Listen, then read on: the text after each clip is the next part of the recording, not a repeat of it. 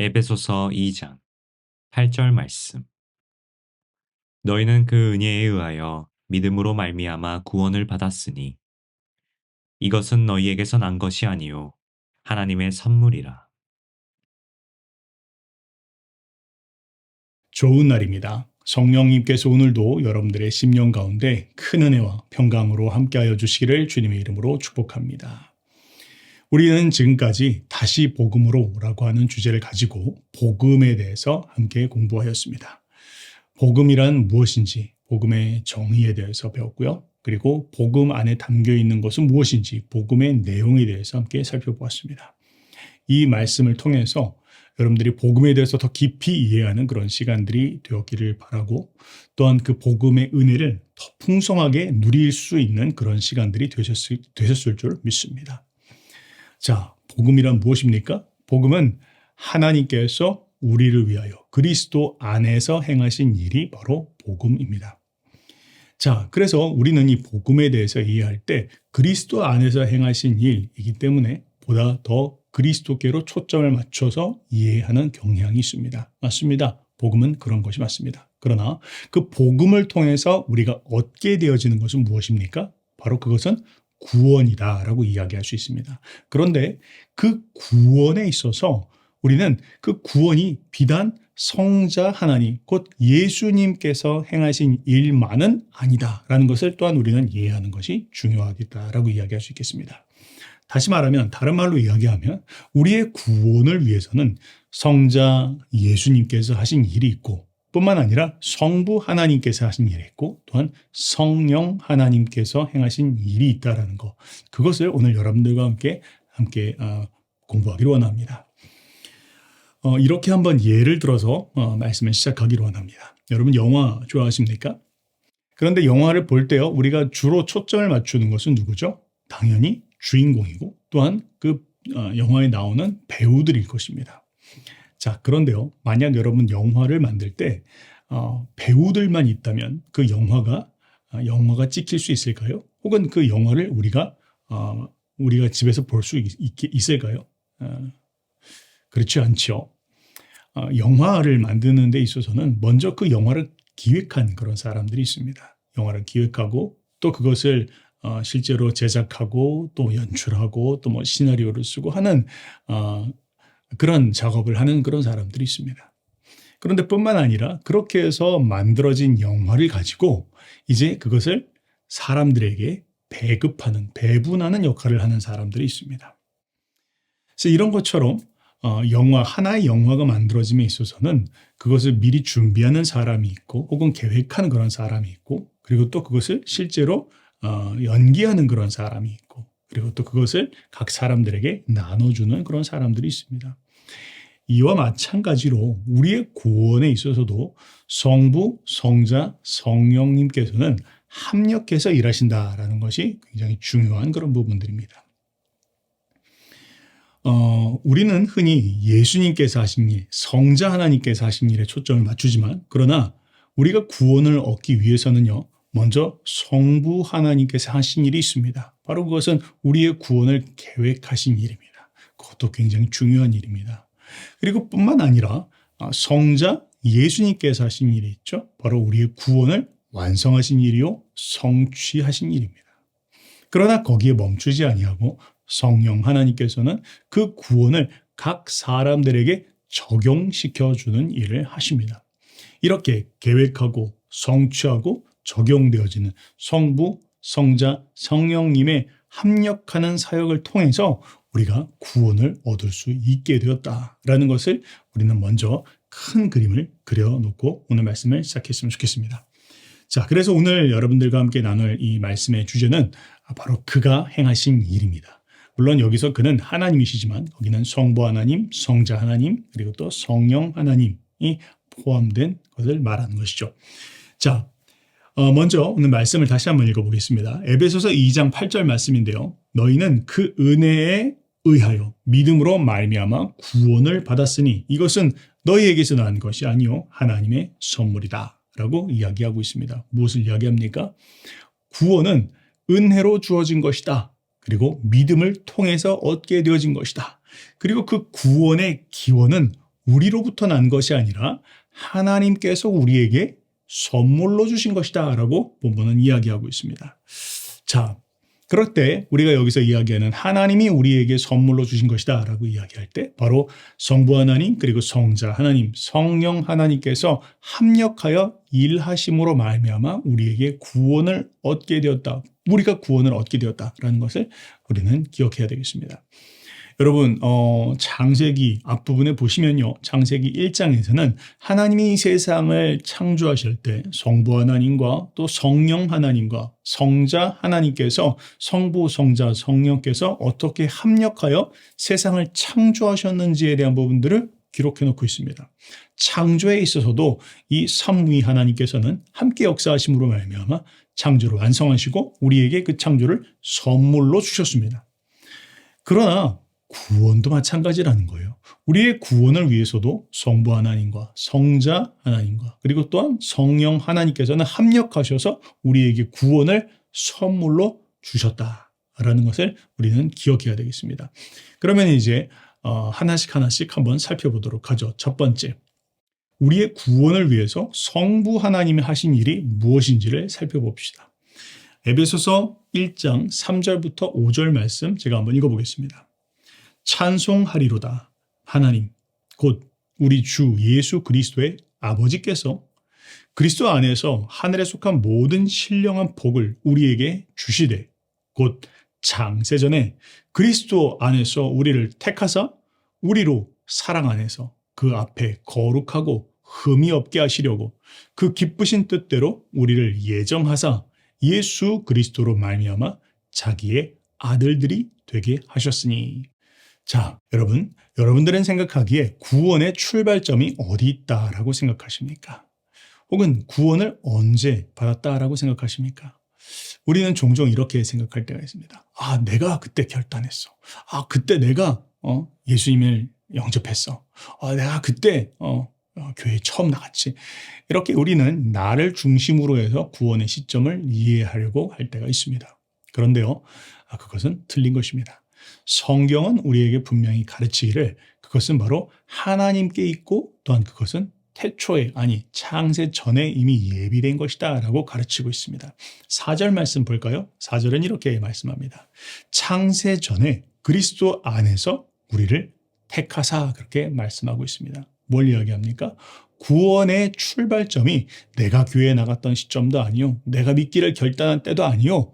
나의 구원의 그 출발점이 창세 전에 세상이 지어지기도 전에 하나님께서 이미 예정하신 일이다 라고 그렇게 이야기하고 있고 뿐만 아니라 우리를 택하사 그렇게 이야기하고 있습니다. 그 말은 그것이 하나님께서 우리를 선택했다. 우리가 하나님을 결단했고 찾았고 그래서 우리가 하나님을 믿기로 결단한 것이 아니라 하나님이 우리를 구원하시기로 작정하시고 또한 선택하셨다. 그것을 이야기하고 있는 것입니다.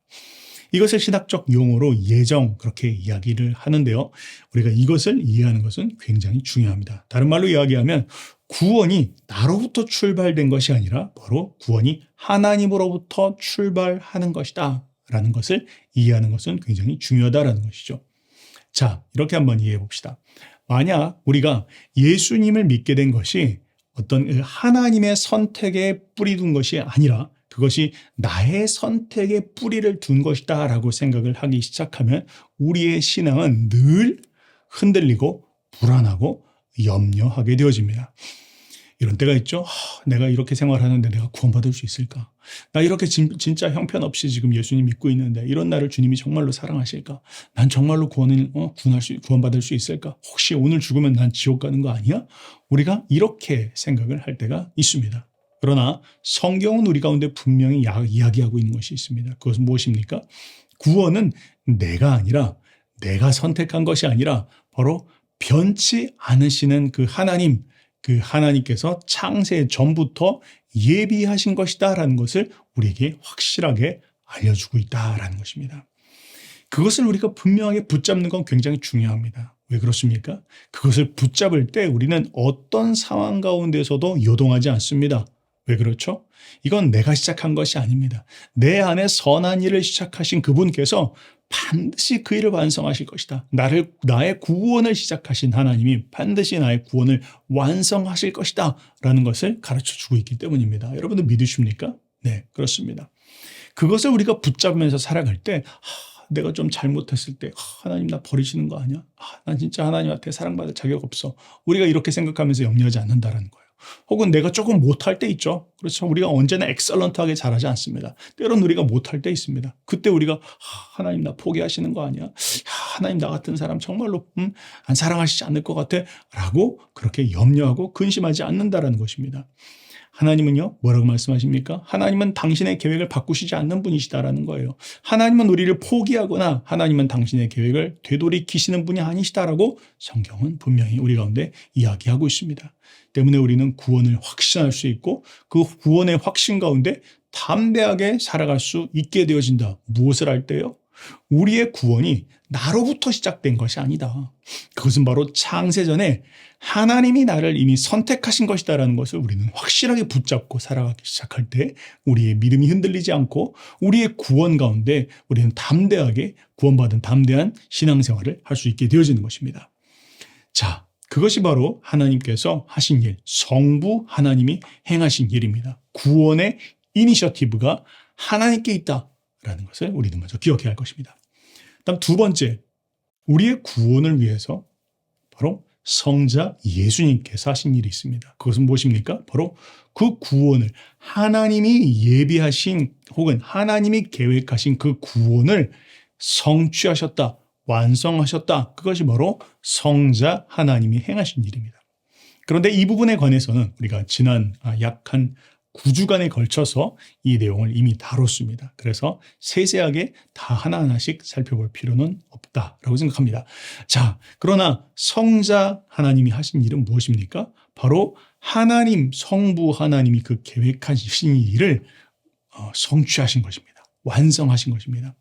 만약 하나님께서 계획하셨다 할지라도 그것을 예수님께서 실행하지 않으셨다면 그것은 비단 그냥 하나의 계획으로 끝나게 되어지는 일이었을 것입니다. 그러나 성자 예수님께서는 바로 우리를 위한 그 구원의 계획을 성취하신 분이시다 혹은 완성하신 분이시다라고 성경은 우리 가운데 가르치고 있습니다. 십자가에서 행하신 일 그리고 또한 부활하셔 하신 일, 우리가 한번 단순하게 한번 생각해 봅시다. 여러 주에 걸쳐서 우리가 이야기를 했지만 십자가에서 예수님께서 어떤 일을 하셨습니까? 십자가에서 예수님께서는 바로 하나님의 공의와 그 하나님의 사랑을 우리 가운데 나타내 보여주셨습니다. 그리고는 예수님께서는 십자가에서 우리의 죄를 대신하여 그 값을 치러주셨습니다. 그로 말미암아 우리는 이제 하나님과 화목할 수 있게 되었습니다. 하나님의 진노는 거두어졌고 이제 하나님과 화목된 관계로 들어갈 수 있게 되었습니다.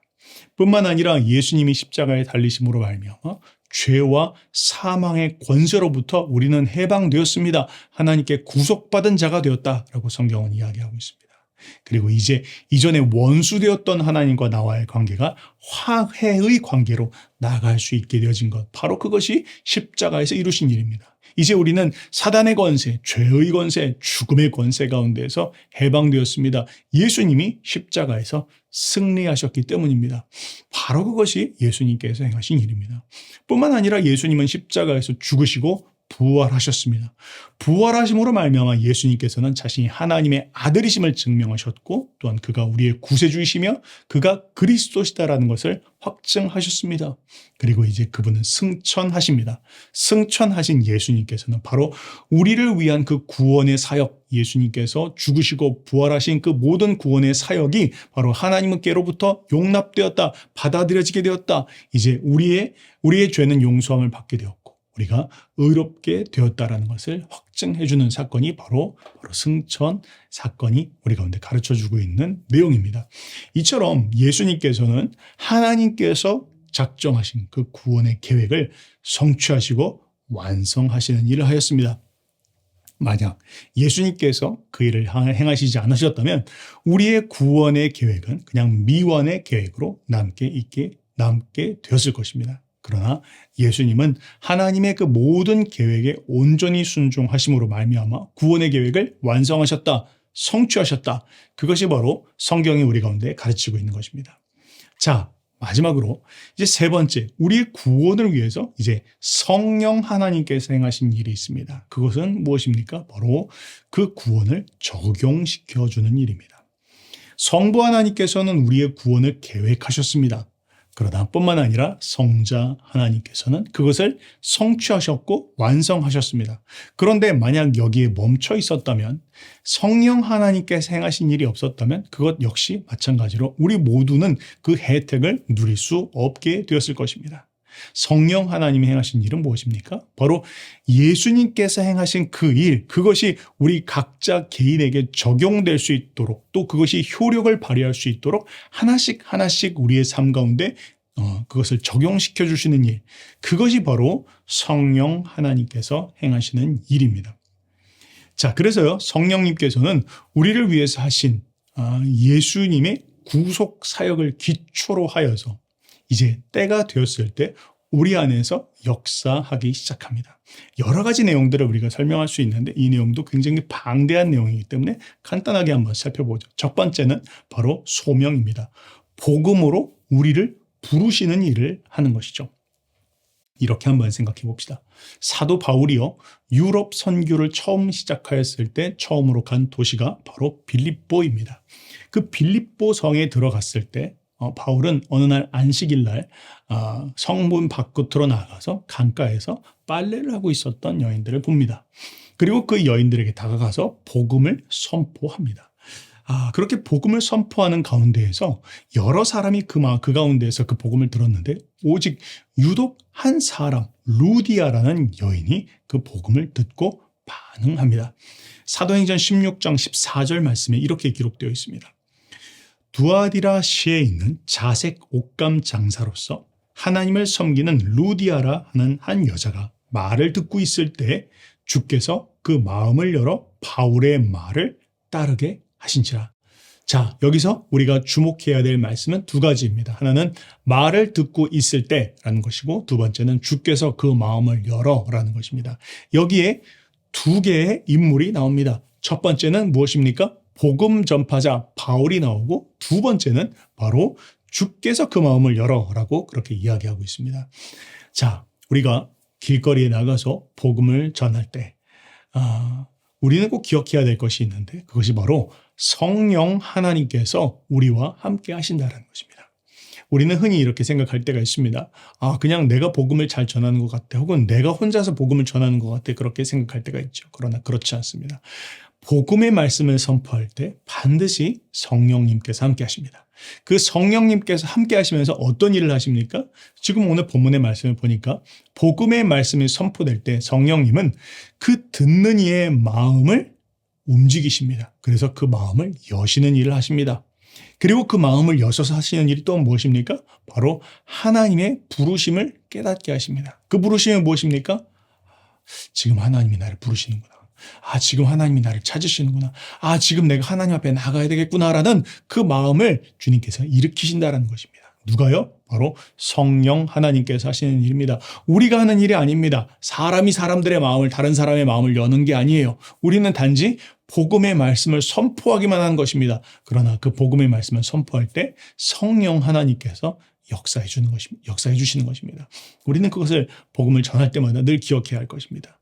또한 우리가 기억해야 되는 것은 무엇입니까? 그렇게 우리가 복음을 전할 때 그것이 비단 우리의 말을 잘하고 못하고에 따라 달려있는 것이 아니다라는 것을 또한 우리는 기억해야 할 것입니다. 그것은 우리의 말의 언변에 달려있는 것이 아니라 바로 성령의 능력이 달려있는 것이다. 때문에 어떻게 해야 될까요?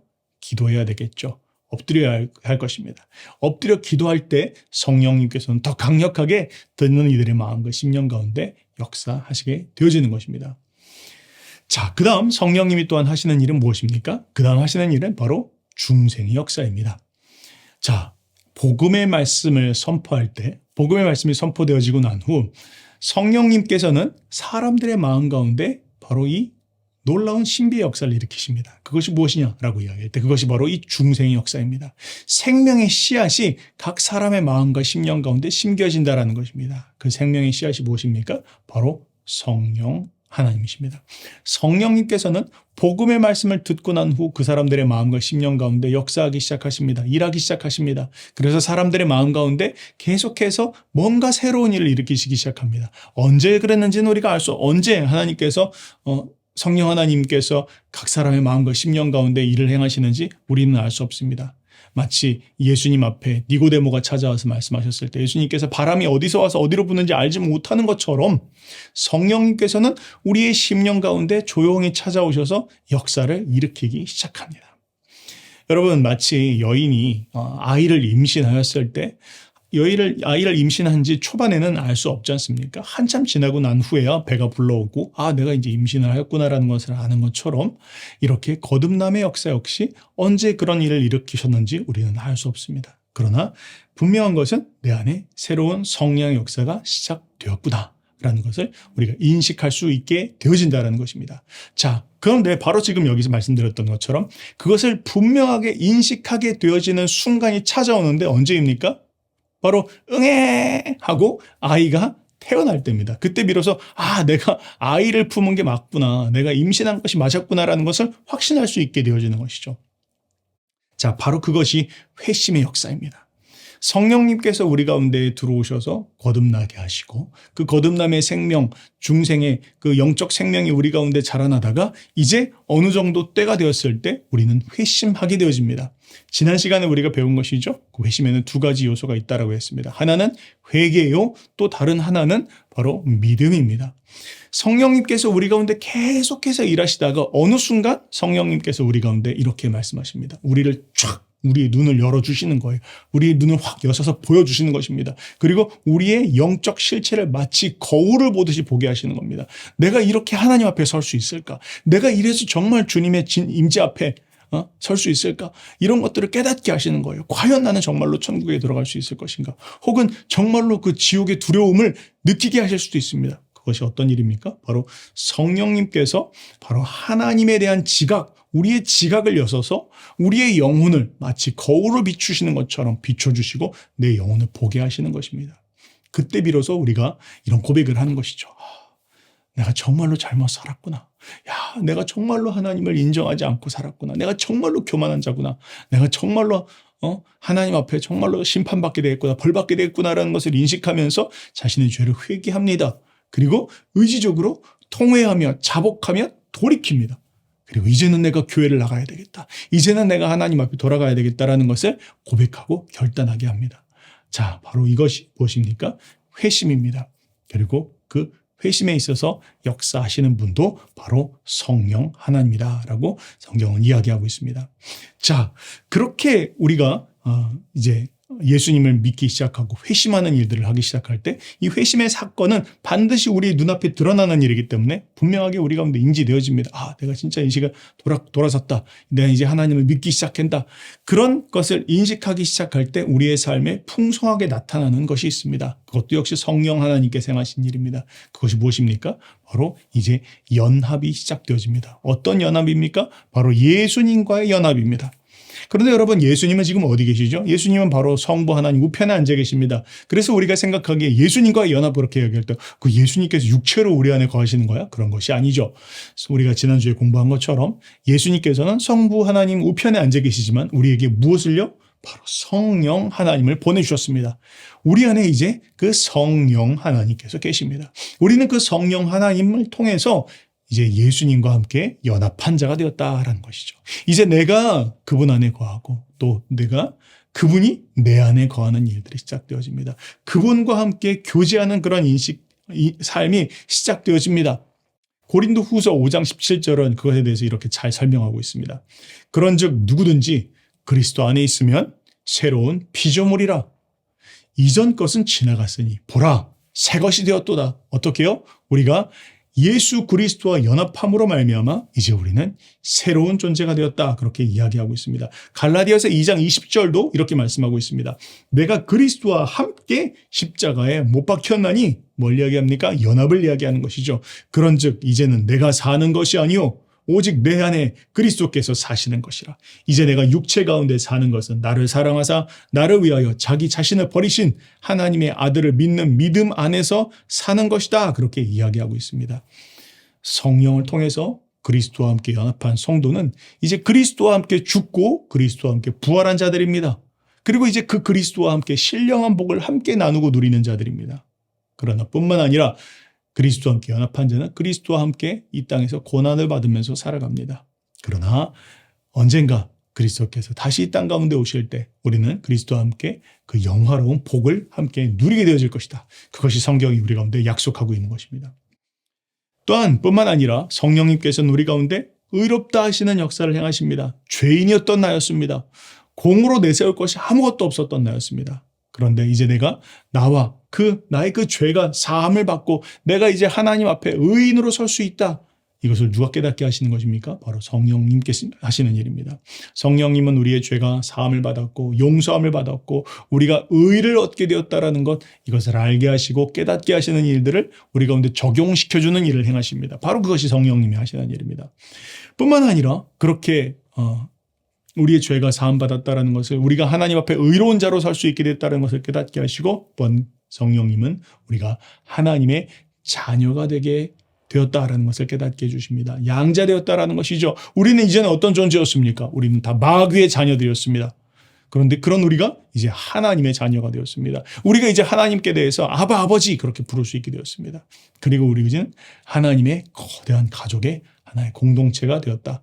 구성원이 되었다라는 것을 깨닫게 하시는 일, 그것도 바로 성령님께서 행하시는 일입니다. 이것 이외에 성령님께서는 우리의 삶을 계속해서 성화시키시고 또 우리가 주님 앞에 구원을 이루며 살아갈 수 있도록 우리의 삶을 이끌어 주시고 견인해 주시고 우리가 확신 가운데 살아갈 수 있도록 우리 가운데 늘 확신을 심어주시는 일을 행하시고, 그리고 결국엔 우리가 하나님 앞에 나아갔을 때 우리의 삶이 영화로운 그런 모습으로 나갈 수 있을 때까지 우리를 지켜주시고 붙잡으시는 일들, 이 모든 일이 바로 성령 하나님께서 행하시는 일입니다.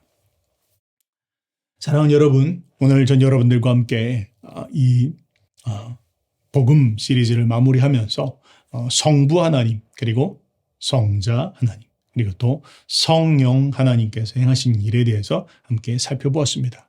지금까지 약 한 15주 동안 여러분들과 함께 이 쭉 살펴본 이 다시 복음으로 시리즈 말씀을 통해서 우리는 복음이란 무엇인지에 대한 부분들, 그것을 진정으로 우리는 이제 깨닫게 되었을 줄 믿습니다. 성부 하나님께서 우리를 위해서 계획하신 구원의 계획, 그리고 또 성자 하나님께서 이루신 그 구원의 성취, 그리고 성령 하나님께서 이루신 그 구원의 적용, 이것을 통해서 우리가 구원을 얻게 되었구나라는 것을 깨닫게 되었을 때 우리는 어떻게 반응하게 되어집니까? 그 복음의 말씀을 우리가 듣게 되었을 때 우리의 입술로부터 나오게 되어지는 고백은, 야, 은혜다. 정말 은혜다. 내가 구원받게 된 거, 이거 내 결단도 아니고 내 노력도 아니고 내 의지도 아니고 하나님께서 태초에 계획하신 것이었고 예수님을 통해서 그 일이 이루어진 것이고 그것을 성령님께서 지금도 계속해서 적용시키면서 나의 구원을 완성해 나가고 계시는구나라는 것을 깨닫게 되었을 때 우리는 이것이 은혜라는 것을 고백할 수밖에 없습니다. 그리고 그것이 바로 은혜로 주어진 것이며 믿음을 통해서 얻게 되어진 것이라는 것을 깨닫게 되고, 그렇게 얻게 되어진 이 구원의 삶을 더 귀하게 사용하고 선용하기 위하여 애쓰게 되어지는 것입니다. 에베소서 2장 8절 말씀을 다시 한번 읽어보겠습니다. 너희는 그 은혜에 의하여 믿음으로 말미암아 구원을 받았으니 이것은 너희에게서 난 것이 아니요 하나님의 선물이라. 이것이 하나님의 선물이라는 것입니다. 여러분, 이제 복음을 진정으로 깨달은 사람은 더 이상 자기 자신을 위해서 살아가지 않습니다. 이 선물로 주어지신 이 구원, 이것을 어떻게 하면 주님께 더 아름답게 돌려드릴 수 있을까? 어떻게 하면 주님을 더 영화롭게 해드릴 수 있을까? 고민하면서 이제는 자신을 위해서 살아가지 아니하고 하나님을 위해서, 그리고 주변 사람들을 위해서 살아가게 되어질 것입니다. 여러분, 이 15주간에 걸친 이 다시 복음으로 시리즈를 통해서 복음에 대한 그 이해가 더 깊어졌기를 바라고 그 복음의 은혜를 더 풍성하게 누릴 수 있는 여러분들이 되셨을 줄 믿습니다. 그 복음의 은혜로 오늘을 사시고 또한 승리하시는 저 여러분들 되시기를 주님의 이름으로 축복합니다.